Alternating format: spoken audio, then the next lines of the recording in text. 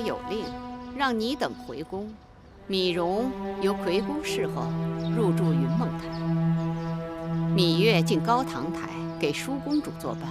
我思量你虽然不通琴棋书画，但粗活应当不错。以后记着，日日把这大殿的台阶给我清洗干净，然后拔草扫院子。再有功夫，就要悉心照顾舒公主的起居，也算是物尽其用。戴瑁，好好训导他，让他懂点规矩。是。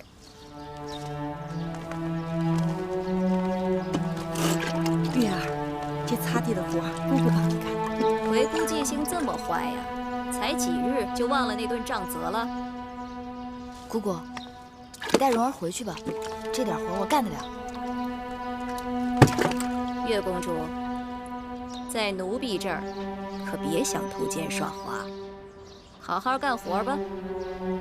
回去吧。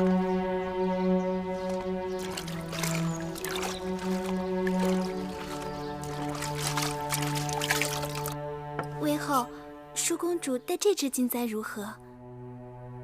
那这只呢？好啦，今日习练少司命祭舞，时辰都要到了，带哪个不一样啊？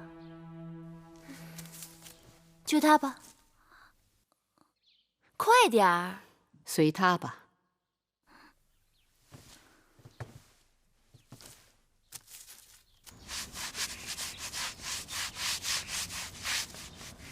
月儿，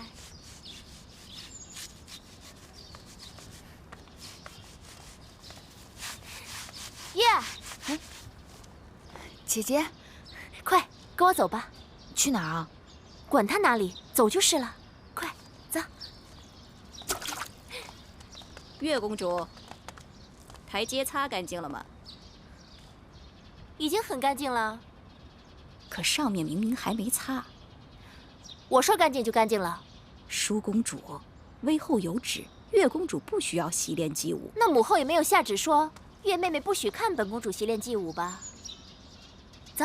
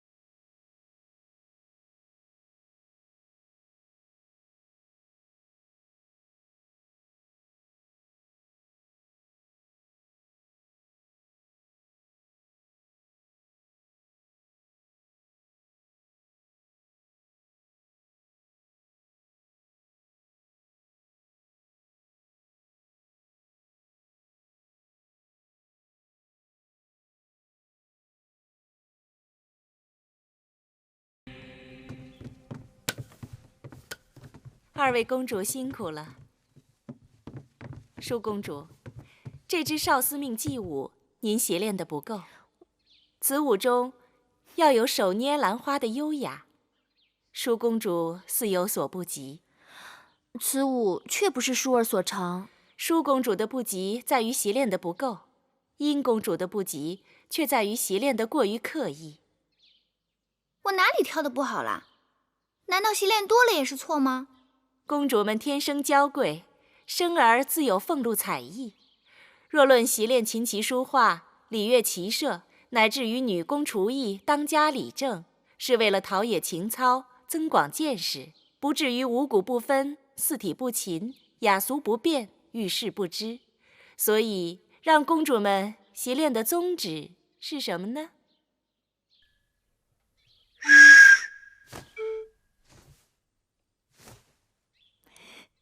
月儿，他知道。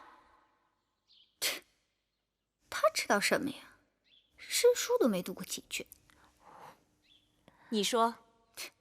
我想，既然让公主们练习琴棋书画，只是为了陶冶情操、增广见识，那宗旨便在于广，而不在于精了。月公主所言极是。若论厨艺，无不如庖丁；若论女工，无不如缝人；若论歌舞，更是怎么也经不过那些方士的歌舞伎们。但是学了这些，我们可以鉴赏，可以评点。殷公主，您过于醉心这些墨道，未免买椟还珠。正声魏乐，原也不是君子所好。哼，巧言令色，什么女士啊，根本就是个马屁精，只会奉承狄公主。舒公主做什么都是楷模，舒公主跳得不好，也自会得其精髓。我明明比她好过很多，却成了买椟还珠了。公主，此事脚下。贱婢，为何把本公主引到坑里？婢子并没有。还敢多嘴！殷姐姐不必使气，没有跌伤便好。跌不跌伤是本公主自己的事儿。可笑的是，如今出身微贱之辈，也都来冒充公主，还到处称姐道妹。殷姐姐不是未老先衰，目力苦短吧？这长廊平坦本无坑洼，你怎么就能看出坑来了呢？所以看人低矮猥琐，也不足为怪了。月儿，姐姐，你们这儿好热闹啊，何事如此有趣？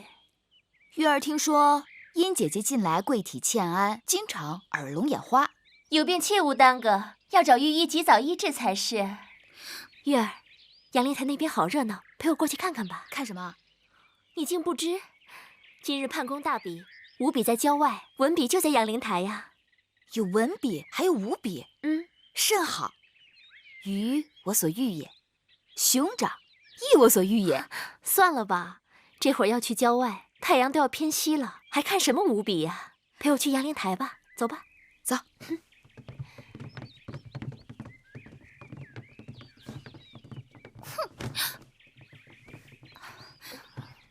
公主，是否即刻回宫？多嘴！我也去杨凌台。你们看，快来呀！是那边吗？就是那边来。哎呀，好多人呢！是啊，他们都来参加今日的文比呀。个个都是气宇不凡呢。今日啊，真可谓是人才荟萃呢。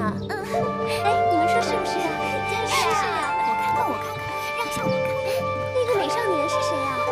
我知道，那个呀是唐乐。那个就是写章台赋的唐乐呀。听说他和宋玉、景差三人被称为继屈子之后年轻一代的三大才子呢。是吗？哪个？我看看。舒妹妹，你看，后面那个更是气质不凡。是穿黄衣服那个吗？不是，第4个，穿红衣服那个。哦，那个我知道，那个就是写《大昭之赋》的景差。原来大昭之赋是他写的，辞藻华丽，读来倒也唇齿余香，只是过于米粒了。其实大昭之赋不算什么，最厉害的是屈子新收的徒弟宋玉，据说能歌能赋，而且长相还格外俊美呢。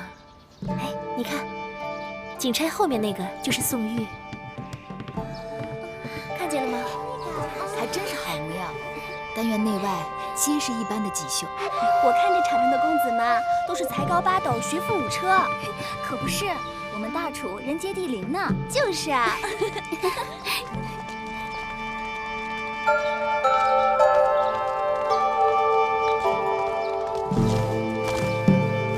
拜见大王，起。这些世子们倒也一个个都玉树临风的。爱妃春心动意。大王，你拿臣妾打趣。知好色而慕少爱，男女皆是无分彼此。更何况是食色性也，爱妃无需害羞。大王真坏。男后是后宫楷模，理应非礼勿视，非礼勿言。母后教训的是，但臣妾是为宫中的那些公主们做打算呢。此话怎讲？宫中的公主们大多已行家姬之礼，故见君子云胡不喜。只是不知道这里面哪一位才是舒妹妹的君子啊？舒儿的君子怎会在这群人里？舒儿是嫡公主，将来必要嫁给一个国君的。听说这次5国使臣都要到郢都来，就是要跟我们楚国联姻的。到。今日比文第1场，公子歇对公子乐，题目：不学诗，无以言。刚刚出场的那个世子是谁呀？可是东向而立之人。正是。那是当今才俊黄歇，太子的伴读，众世子中的佼佼者。孔子作诗300，分风雅颂3部，其中国风160篇，是学习各国语言和风俗的起步。行走列国，若是语言不通，以国风诗篇交流，已成常例。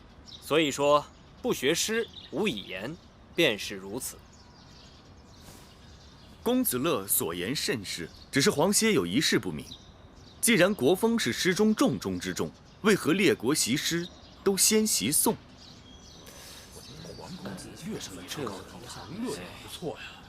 习诗之所以先习颂，颂乃宗庙之礼。习颂之时，习礼仪，通音乐，做人以礼行天下。然后再是学雅，通晓周天子历代之功业，而知王朝兴废。更要紧的是，雅言是周成所用的语言，也是列国通用的官方语言。此后再学列国之风俗和语言，这便是习国风了。这样便可以点及面，一通百通。今日要论清新俊逸，品貌非凡，非他莫属。月儿适才还说殷姐姐耳聋眼花，此话可见有误啊。舒妹妹，好啦，我只听说黄歇文笔风流，潇洒倜傥，而且不光屈子推崇他，就连宫中的大臣们都很看重他的文采。屈子不在，这赛场上抢风头的尽是他的弟子。他在与不在有何区别？屈子游历5国，正在到处游说诸侯们搞合纵的。现在楚国里没有人比他。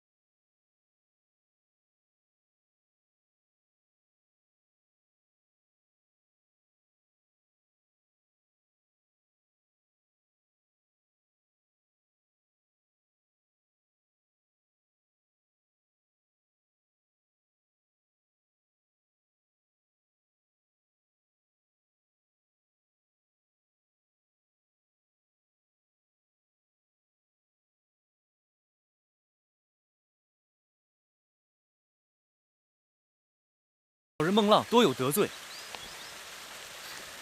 不知公子正在习练软鞭，迷因打扰了。本公主刚刚在这丢了个香囊，你可否看到？鄙人正打算离去，未见到公主的香囊。公子面熟，敢问姓名？在下太子伴读黄歇。啊，原来是公子歇。前日判公文笔，你一举夺魁，据说那些什么宋玉、景钗、唐乐，都输得心服口服呢。总算不负屈夫子教诲。只是不负屈夫子吗？还有大王的主望。除了大王呢？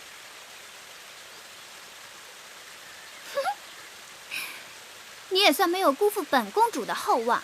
赛前我曾与人打赌，说你必赢。承蒙公主教诲。殷公主，殷公主，公主让婢子好找啊！我又没聋，叫活似的喊我做什么？本公主的香囊丢了，你快去别处寻寻。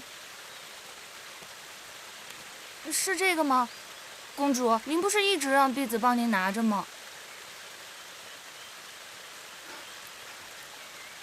黄歇先告辞了。哎，哼，真是个呆子！公主，您是在训斥灵儿吗？你也配！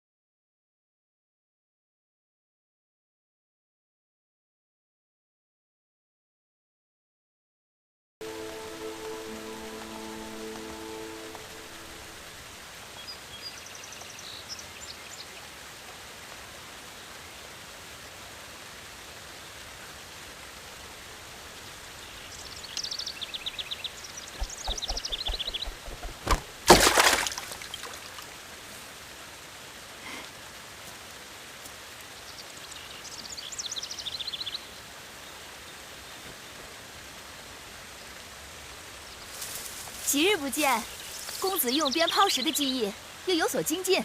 精进什么呀？跟师傅比，只有惭愧。急什么？总有一日，徒儿会超过师傅。哎，你看这鞭如何？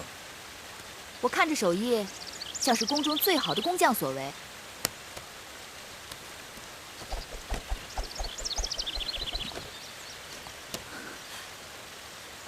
男儿所用的大鞭都较为粗壮，这条鞭子看起来似乎略轻巧了些。轻巧了吗？那正好送给月儿用。月儿挥鞭如流星闪过，此鞭就叫流星鞭吧。男子持鞭也有大小长短之分，大的强悍，小的轻便。公子这支鞭做随身之物也很好啊。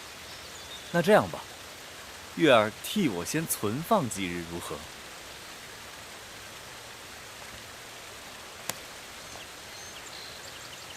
适才我见你在地上寻寻觅觅，不知你在寻觅些什么？魁姑换了眼疾，女医志曾告诉我，野菊金银花护肝明目，我已然采集煎汤给魁姑饮用。可昨日又得一秘方，说黄连清热解毒、泻火燥湿，若能将新鲜黄连的根茎碾碎，敷于眼疾处，效果极佳。可我寻遍宫内外，却找不到一株黄连。楚国虽产黄连，可是都长在高山峻岭之处。若要在这隐都寻到一株黄连，恐怕是难了。有一个地方，或许可以试试。哪儿？走。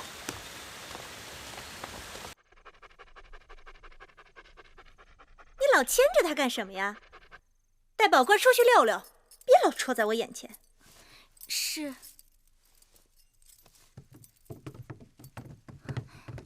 夫人，怎么样？打听到了吗？大王去哪儿了？大王在魏后那里用的晚膳，原本要来咱们兰桂台的，但魏后说赵姬怀孕，多日不适，硬是逼着大王去了赵姬处。昨日大王就去了赵姬处，今日又去，也不知道魏后收了赵姬那个小贱人多少好处孝敬，天天袒护他，处处与我作对。去，差人告诉大王说公子兰病了，我看他来不来。是。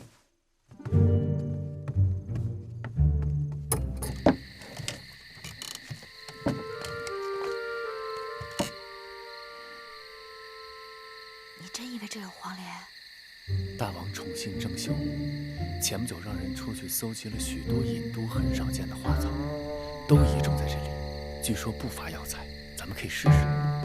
去看看。走。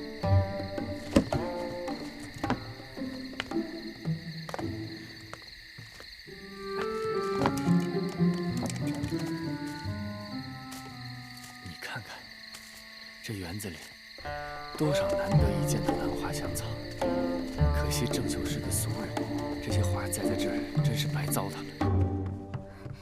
夫人，魏后来了。怎么搞的？大王没来，他却来了。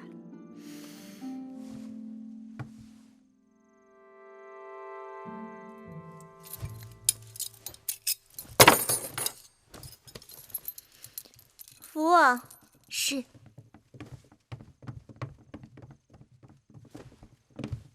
拜见魏后。拜见魏后。我听说公子兰病了，难道南后也病了？南后连日照顾公子，衣不解带，目不交结，心力交瘁。身为后宫嫔妃，就算儿女有疾，也要衣着鲜洁整齐，不可任意放纵，不顾妇容。母后教训的是，前几日母后教训臣妾，让臣妾动不轻狂，笑不露齿，衣着简朴。臣妾就是按照母后的意思做的呀。我说的是这意思吗？大王到！拜见大王。母后。大王，子兰病了，臣妾只顾悉心照顾孩子，蓬头垢面，实在有损嫔妃的身份，请大王恕罪。爱妃快请起。大王，看着爱妃如此辛苦，寡人很是心痛。是谁说爱妃有罪啊？何罪之有？母后正在教训臣妾，是臣妾的不对。后宫佳丽众多，大王这等疼法，只怕是疼不过来吧？母后教训的对。本来听说大王要在赵姬处留宿，让大王这样匆匆赶来，臣妾臣妾的罪过就更大了。紫兰到底病得如何？刚才让太医看过，紫兰体弱容易积食，需要时时小心照料。带寡人看看去。大王，请跟我来。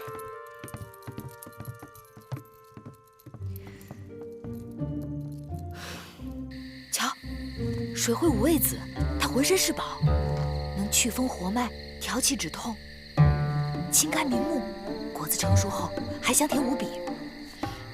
既然如此之好，咱们就带回去给魁姑，这也算物尽其用。好啊，摘下。我去那边看看。好。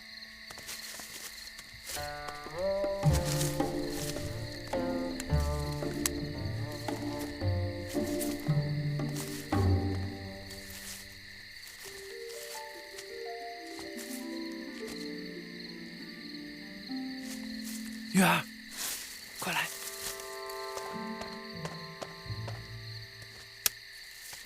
黄连，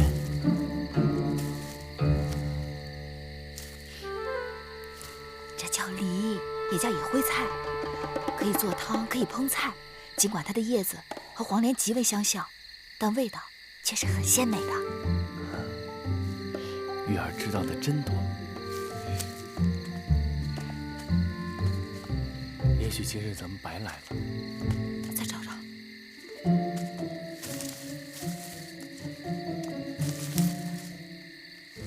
有了，黄连，这就是黄连。快把根挖出来。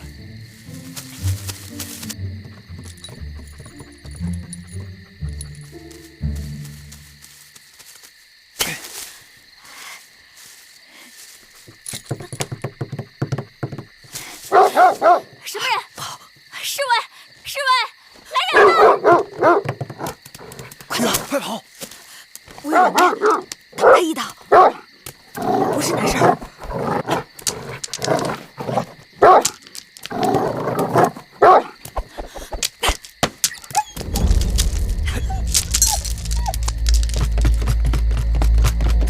侍卫来了，被他们抓住可是大罪，快跑！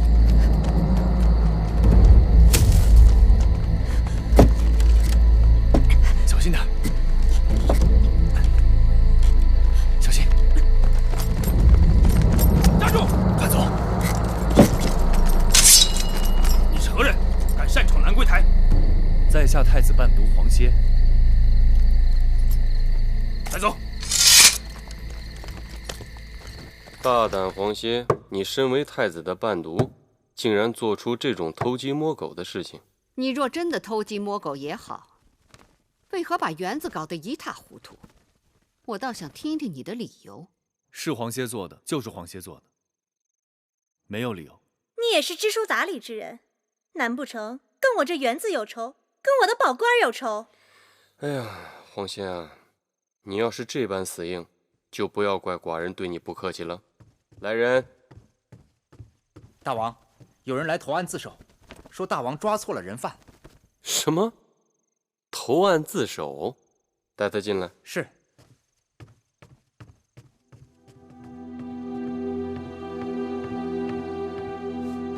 玉儿，你来做什么？今晚发生的一切，都是芈月所为。望大王威后、南后，责罚芈月，不要错怪黄公子。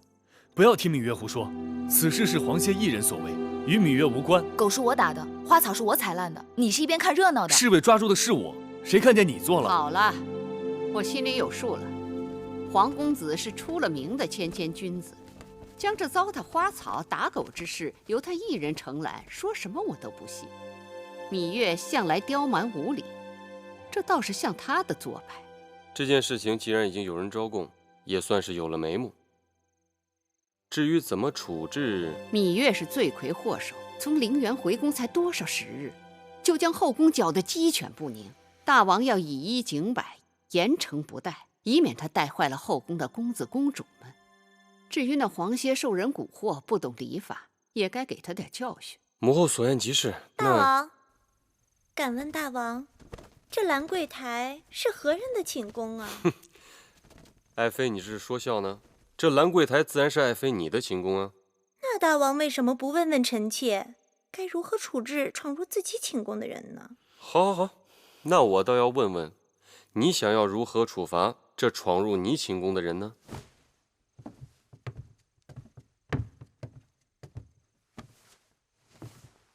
月妹妹，你这淘气也淘得太过分了。我与你打赌，说你能不能神不知鬼不觉地闯入我的后花园摘我花草。我说不信，你不仅动真格的，还找来黄公子做帮手。然后你闯了这么大的祸，看我怎么罚你。芈月任性不懂事，任凭南后姐姐打骂。大王，你看看你这妹妹，娇嫩的跟朵花似的，我哪舍得打她骂她呀？你呀你，你俩怎么还不起来？真打算在我这跪一夜呀？此事不能就这么了结了，以后后宫还有没有规矩王法了？母后，这都是自家人，这规矩王法不都是大王一句话吗？大王，你得给臣妾做主，我要芈月和黄公子给我的宝官赔不是。好，好，好，那个芈月、黄歇，一会儿给宝官赔不是。大王，大王，这园子是爱妃的，宝官也是爱妃的，您说这事儿该如何了啊？这个园子是爱妃的园子，宝官也是爱妃的宝官，这件事情自然是爱妃说怎么了，那就怎么了了。谢大王。不成体统。外面天黑路滑，请母后慢走。哎呀，你这个蜜罐子！你们俩还杵在这儿干什么？还不赶紧下去？谢大王。谢大王。谢谢大王。那我倒要看看，你要怎么谢我呢？等我。你怎么又回来了？你怎么没出去啊？站住！你俩与我说实话，这黑灯瞎火的，到我的园子里究竟干什么来了？芈月有一至亲病了，需要一味草药，正巧这草药长在了南后的园子里。哼，又是草药！你芈月真当自己是扁鹊在世呢？南后宽宏大量，我才不宽宏大量呢！我只是做了自己想做的事情。幸亏我的宝官生得不重，否则你们……谢南后。谢南后，你俩给我记住了，今日之后，你们可是欠着我的，自求多福吧。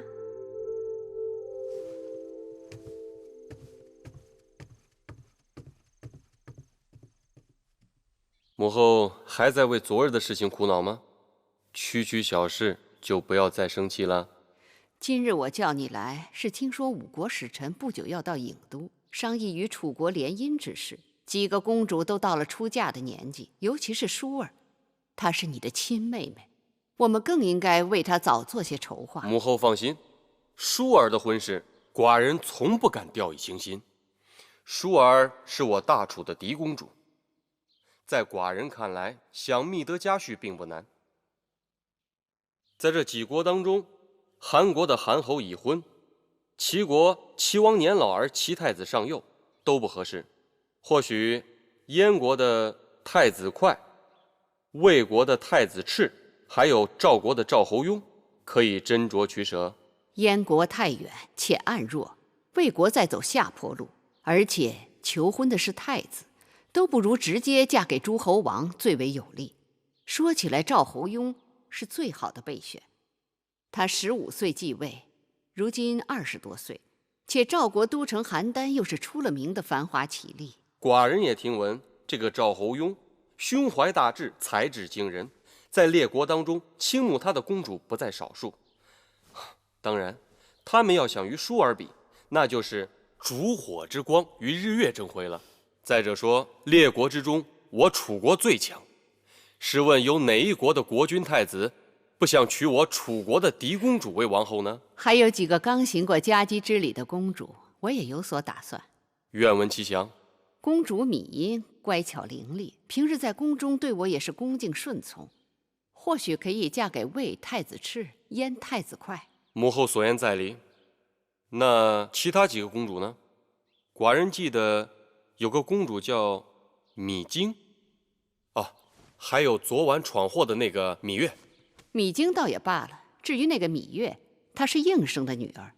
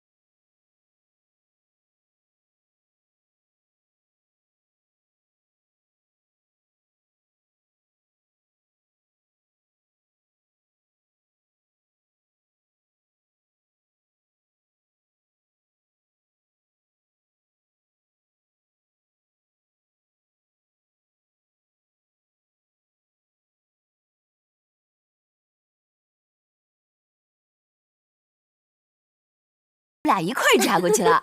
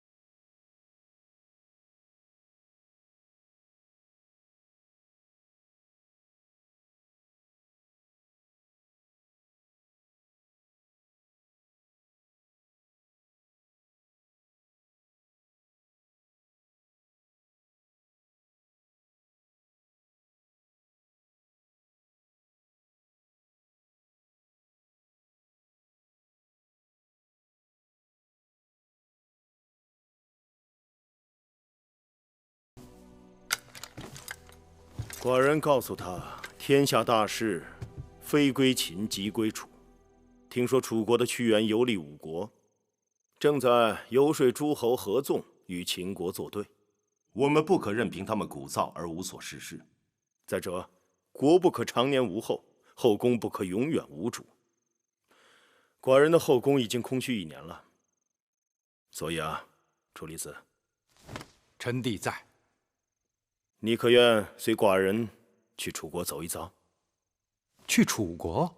不错，去看看楚国的山川人物，给那些搞合纵的家伙添点麻烦，顺便娶个楚国公主回来。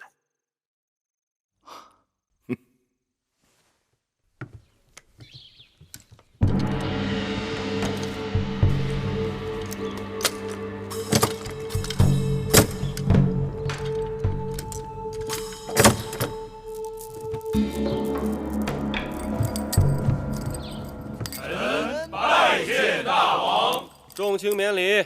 谢大王。退。归坐。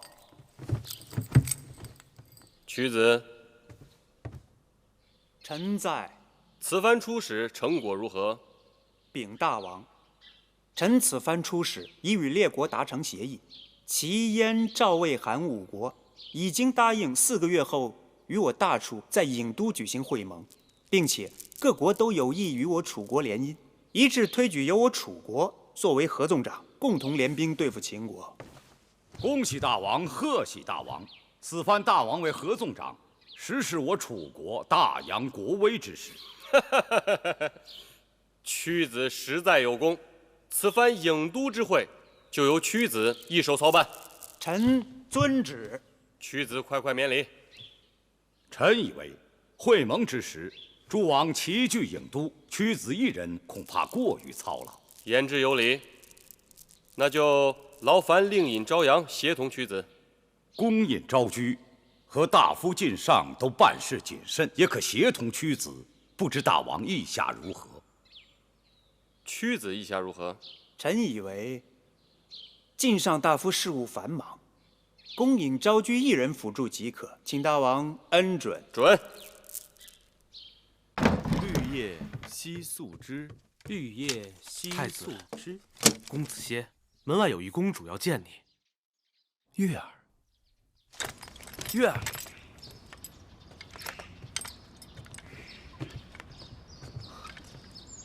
是殷公主。皇公子好久不见，别来无恙。感激殷公主挂牵，不知殷公主找子歇有何贵干？上次在后花园看到公子把玩软鞭，技艺娴熟，那软鞭更是模样稀罕，猜公子定是用鞭的行家里手。俗话说，好刀配好鞘，好马配好鞍。我这里有块上好的玉髓，如嵌在鞭柄上，正配得上公子的鞭子。你看看这块玉髓，是否合公子的意？这块玉髓是我母亲当年出嫁时的陪嫁。楚国尽管富庶，宫中宝物无数，但像这样好成色的玉髓却是不多见的。多谢殷公主厚爱，只是此物过于贵重，子歇绝不敢领受。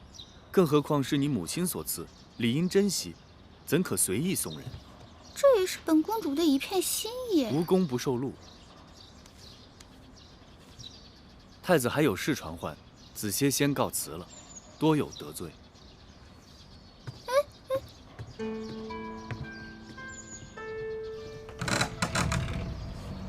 公主是否即刻回宫？皇歇，刚才竟然把我当成芈月。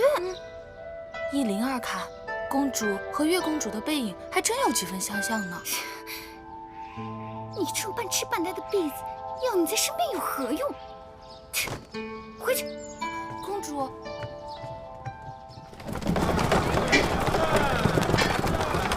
你又偷着跑出来跟我去看小舞，若让魏后知道了，说不定要怎么责罚。好不容易才弄到出宫服，等到下次又不知道是何年何月了。不过就是给永香领白做2套衣服，什么何年何月？魁姑的眼疾，用药这些天可有好转了？大好了，好像突然看阳光都亮了许多，穿针引线，别提多顺手了。那就好。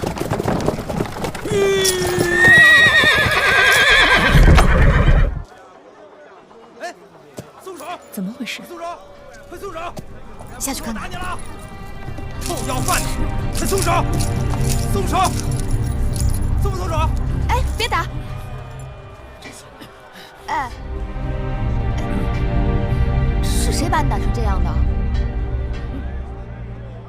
哎，你要干什么？干什么？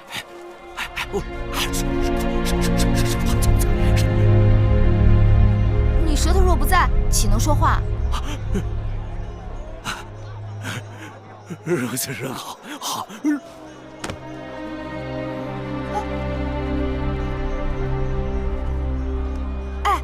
哎，魁姑，他是死了吗？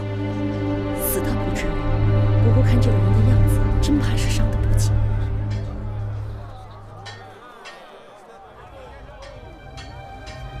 魁姑，我们把他扶上马车。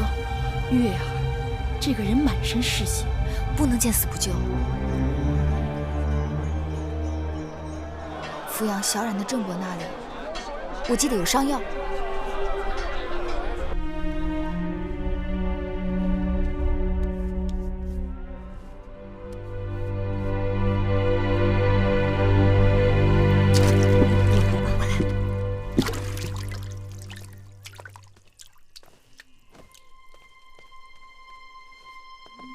郑伯，我又带了些绣品来。对，这是上次卖绣品得到的钱，你且拿着。用不了这么多，我拿走一些，去补贴云梦台的用度，剩下的留给你。你抚养小冉已经很不容易了，还要帮我卖绣品，这就见外了。你的针线是绝好的，每次拿到集市上，这个也抢，那个也要，不一会儿就卖光了。那这些东西仍要劳烦郑伯。只是有一事要牢记，千万不可说是宫中流出来的。那是当然。月公主大小也是个公主啊，宫中清苦，竟医治于私。多亏了你这用心思补贴。不必多说了，这几个孩子命苦，待我又孝顺贴心，我恨自己只有一双手，贴补不了那么多。姑姑，这个人醒了。月儿，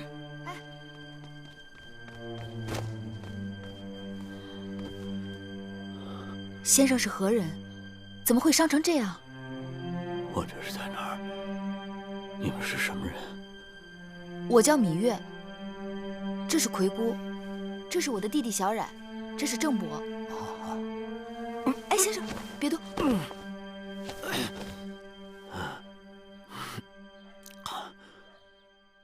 恕在下不能失礼了。不用，不用客气。先生，我们怎么称呼你啊？在下张仪。张仪。两位令尹朝阳门下的门客。朝阳丢了和氏璧，因我医伤寒酸，应赖我偷盗，百般拷打。谁料到张仪本是个绝世之才，我一块破石头差点丢了性命。和氏璧，就是那个自生泥光，冬如暖炉，夏如冰，能护身辟邪的至宝。你们觉得它是个宝物，在我眼里一文不值。窃钩者诛，窃国者侯。同为偷盗，却有大小之分与礼数之分。都知道朝阳心胸狭窄，为人多疑，触怒了他就如同找死。何况世人都是先敬罗衫后敬人。张子受了委屈，不如在这里暂时栖身养伤。是啊，我张仪身无分文。你看我们像有钱人吗？不过先生的衣裳实在过于褴褛，我和魁姑倒是可以为先生做件新衣。一件衣裳难死了张仪呀。我本打算凭着真本事来打天下。如今我清楚了，大争之事，人心险恶，能随机应变，能屈能弯，方有胜算。老天有眼，还给我留了一条3寸不烂之舌。凭他，今后我一定说出个天下。说出个天下。姑姑，这个人大约是被打傻了，坏了脑子，所以他才比别人更可怜。月儿，时辰不早了，咱们也该回宫了。好。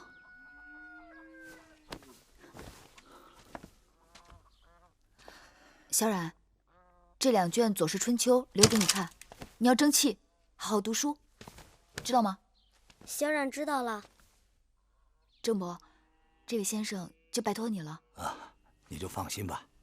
先生，我和魁姑就先走了。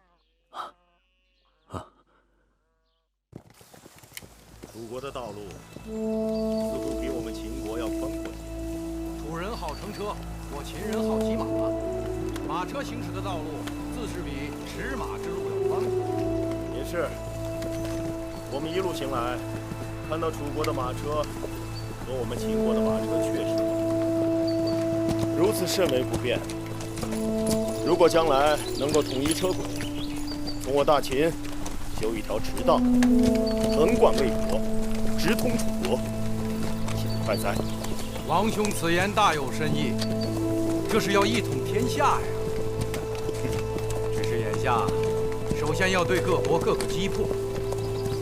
他们楚国可以许给别人好处，我们也可以，不就是比谁给的甜头更大吗？可是寡人却是个只爱吃甜头，又不想给好处的人。那王兄如果娶了楚国的嫡公主，岂不是一举两得？只是臣弟担心，万一那嫡公主长相丑不堪，放她在后宫，从此与寡人两不相干。好了，楚离子，你我也许久未动了，此刻放放马力，看你我所乘之马哪个更健俊。王兄若有此幸，臣弟哪敢不从命啊！去！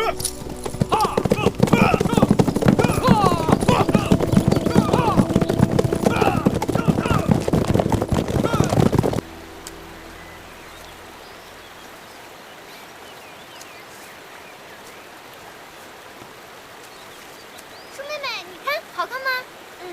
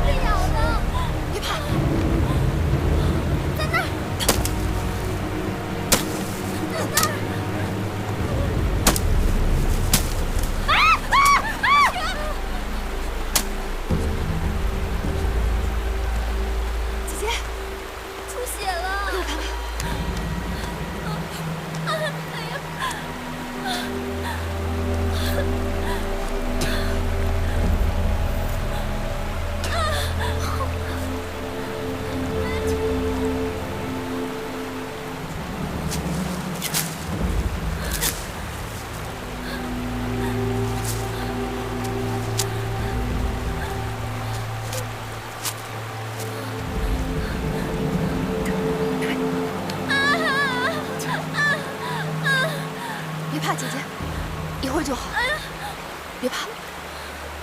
公主，公主，公主，你醒醒！月公主怎么办呀？舒儿，你还疼吗？好多了。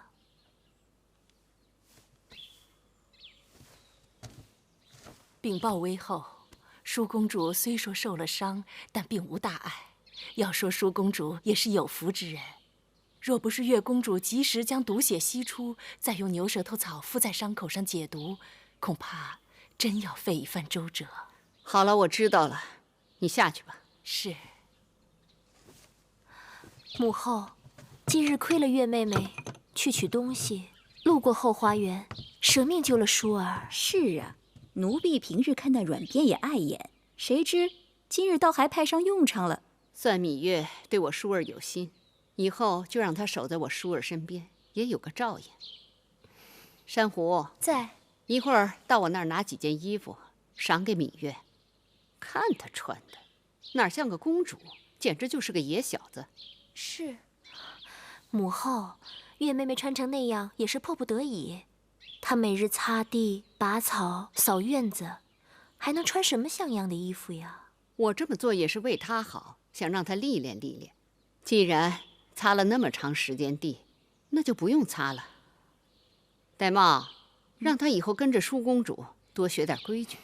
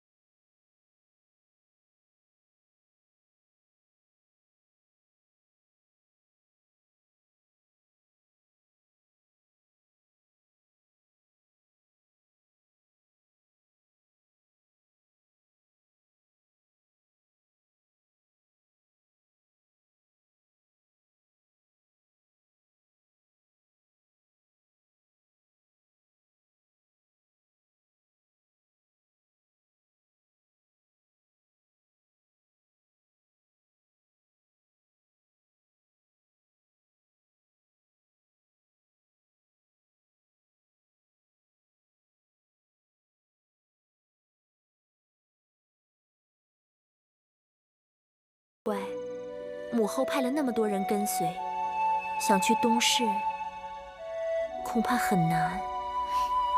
这有何难？只要姐姐让绿萝去准备2身寻常女子的衣裳就行了。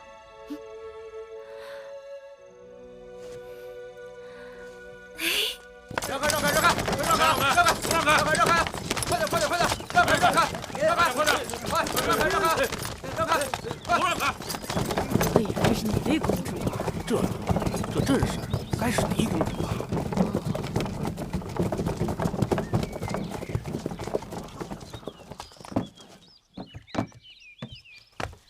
姐姐，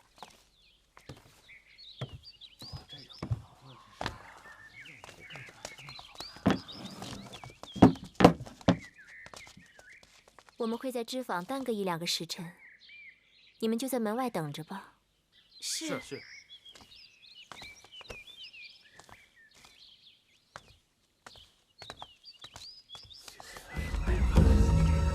，2个还都是美人嘛。姐姐，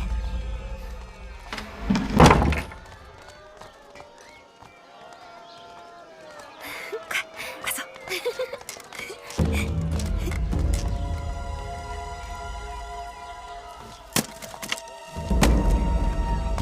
难怪人人都说楚国富庶，这里的确比秦国繁华。车水马龙，人流如织。这里人太多了，摩肩接踵。臣弟还是更喜欢咱们秦国的集市，遵规守纪，井然有序，哪像这里混乱不堪。说的也是啊。都来看一看了啊！不过呀，做生意还是人多了好。哎。说起生意一事，臣弟已为王兄打听到楚国狄公主的确切消息。说来听听。那嫡公主名叫米舒，据说贤淑端庄，是诸国嫡公主当中难得的美人啊。看来寡人运气不错。不过这秦楚联姻，还需要相宜之人搭线才能成功。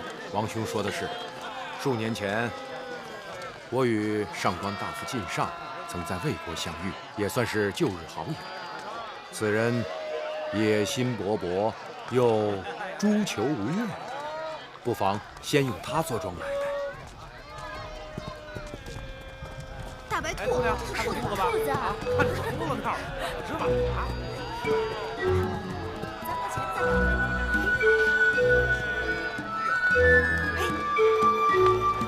王兄，你看那边，那边过来的两个女子，倒是很有几分颜色。个子矮些的那个，身上有种女子中少见的英气；高些的那个举止贤淑温柔，该更合王兄的口味吧。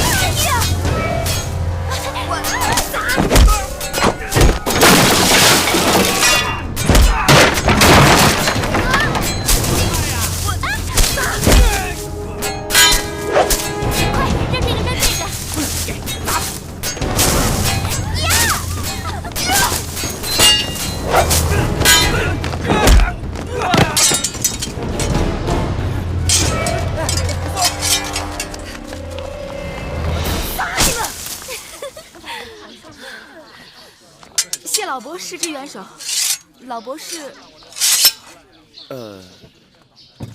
老伯是秦国的商人。秦国？嗯，秦国很远呢，来楚国干嘛？相亲。相……啊！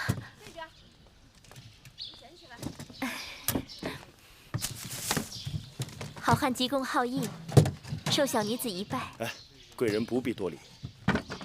你们两人没有受惊吓吧？没有。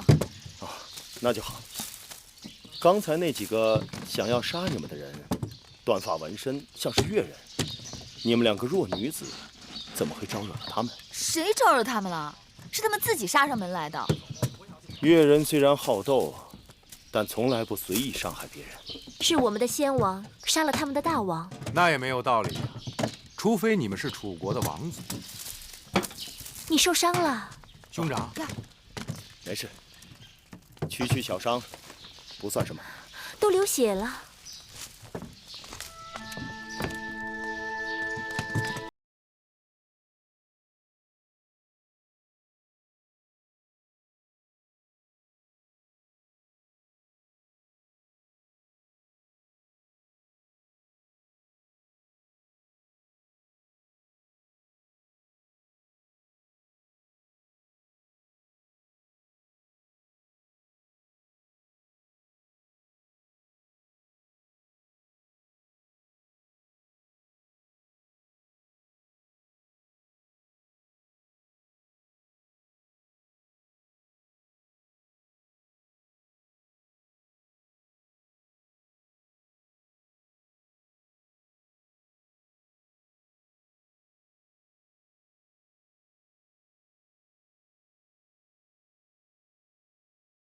是有道理的。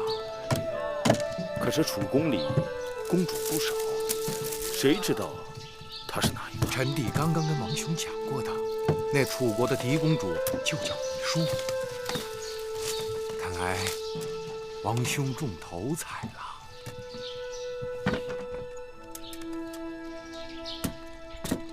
今日还好有惊无险，我还是第一次拿菜叶子砸人呢。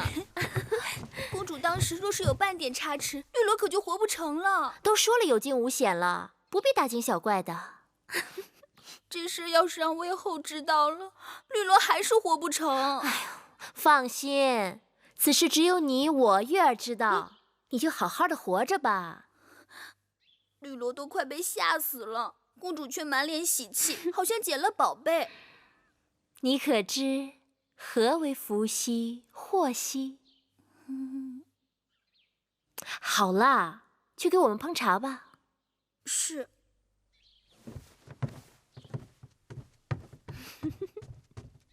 哎，姐姐，那老伯的剑法真不错，若不是他挡得快，那越人的刀就落在姐姐头上了。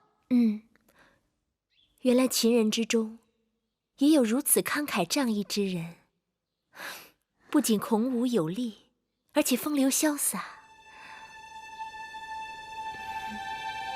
难道姐姐真的喜欢上秦人啦？我只是在说秦人与我们楚人的区别啊。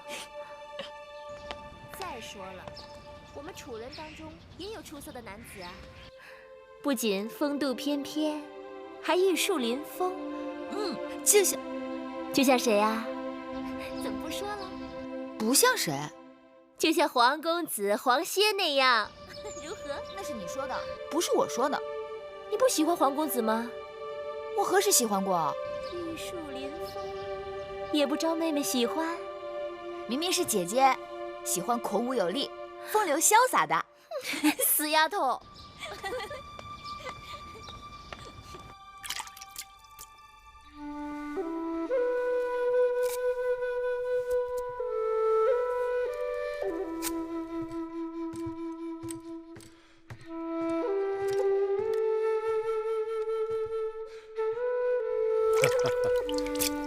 臣弟之前经常劝大王要打理须发，王兄都懒得理会。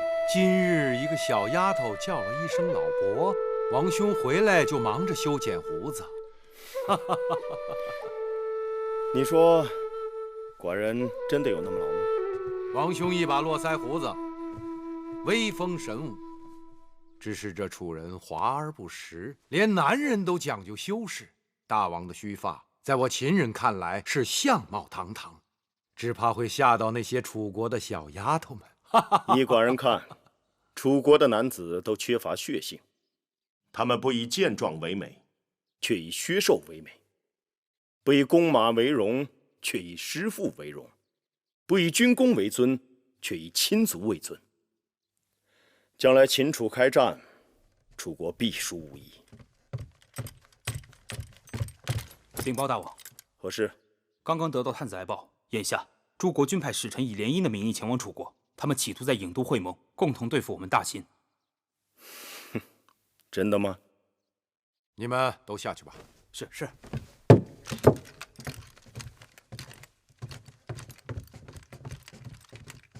大王，来者不善，需多加提防才是。没什么可慌张的，既来之则安之。寡人还要多住几日，想办法多得到一些楚国的文化典籍、刺绣、养蚕等书。除此之外，还要招揽楚国的英雄贤士，娶到楚国的嫡公主。寡人要布一盘好棋，一步一步的走。这先走哪一个棋子呢？你打算修一下胡子吗？我，臣弟敬谢不敏。屈子，你可知秦王嬴驷已到郢都？是。一边是3月之后5国使者即将到来联楚抗秦，一边是秦王嬴驷已经抵达郢都，要与我大楚联姻。屈子，你看此事当如何是好啊？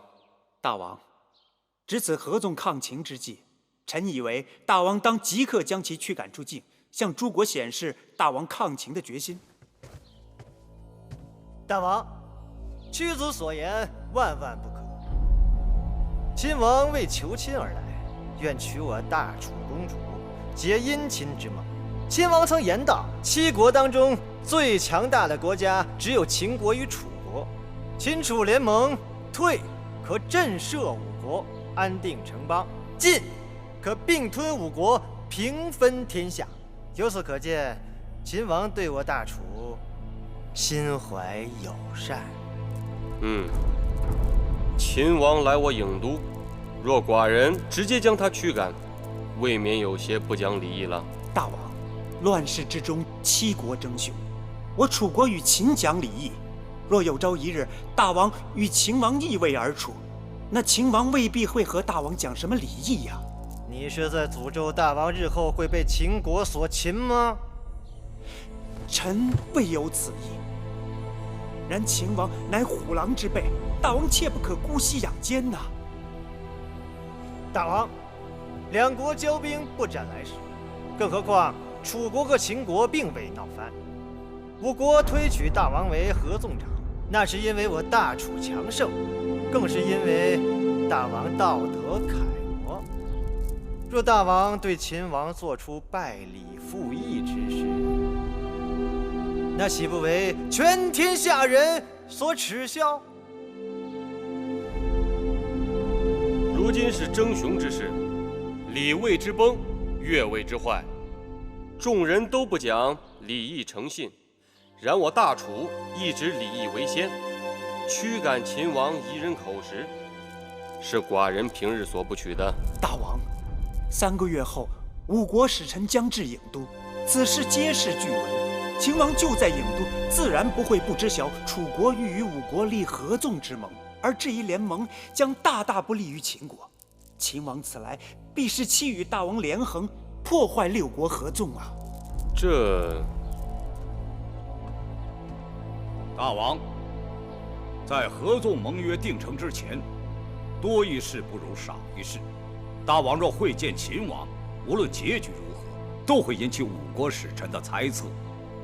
也许，这也正是秦王想要达到的目的。大王，秦王也是一国之君，乘意而至，大王若不见他，于情于理都说不过去吧？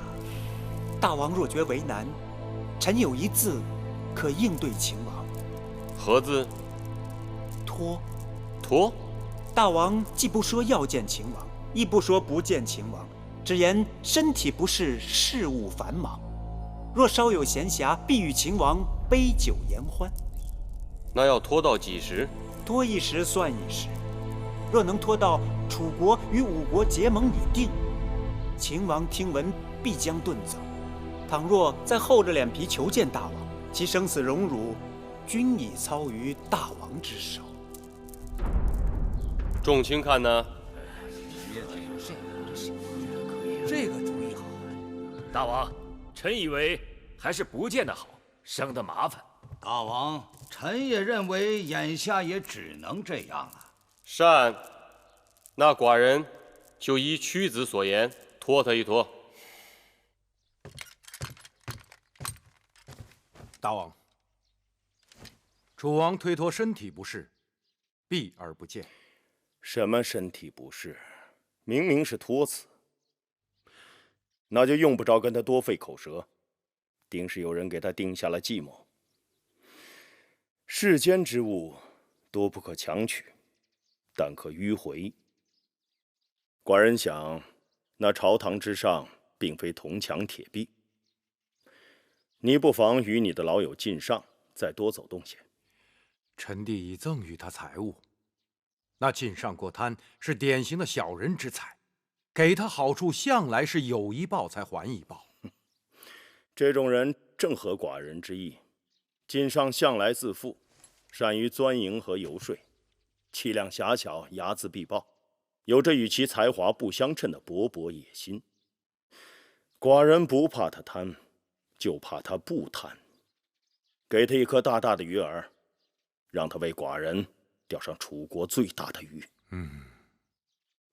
此外，寡人要娶楚国的嫡公主。那俗话讲，强拧的瓜不甜，寡人求的是瓜熟蒂落。上次东市偶遇，可谓天作之合。你不妨去告诉晋上，让他多留意那边的动静。是。